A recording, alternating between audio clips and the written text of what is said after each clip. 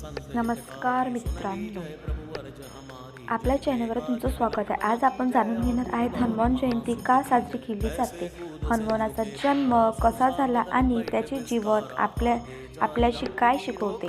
हनुमान जयंतीचे महत्त्व. हनुमान जयंती हा एक पवित्र हिंदू सण आहे. हा दिवस भगवान हनुमानाचा जन्मदिन मानून साजरा केला जाते.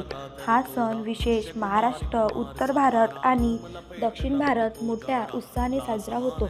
भक्त उपवास करतात, हनुमान चालीसा आणि सुंदरकडे पठण करतात. हनुमानजीचा जन्म. हनुमानजीचा जन्म अंजनी माता आणि केसरी राजा याच्या घरी झाला होता. ते या पुत्र आहेत. वायू देवाचा पुत्र म्हणून त्यांना मारुती असेही म्हणतात. कथा. एकदा अंजनी माता भगवान शिवाची कठोर तपस्या करत होत्या. त्या भक्तीने प्रसन्न होऊन शिवाने त्यांना पुत्र प्राप्तीचा आशीर्वाद दिला. त्यावेळी भगवान रामासाठी तयार केलेले प्रसिद्ध अयोध्याने अंजनी मातेकडे आणला आणि त्यातून हनुमान जन्म झाला. बालपणीतील अद्भुत घटना. बालपणी हनुमान खूप खोडकर होते.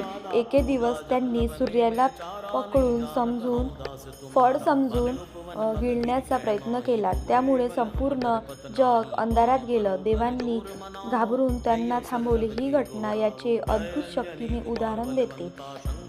रामभक्त हनुमान. हनुमानजी हे भगवान रामाचे परमभक्त आहे. रामायण भूमिका. सीतेचा शोध लावला, लंकेत जाऊन रावणाची ईशान दिला, संजीवनी आणून लक्ष्मीचा जीव वाचवला. हनुमान जयंती आपल्या संपूर्ण जीवन भक्तिसेवा आणि समारोप संपन्न केला.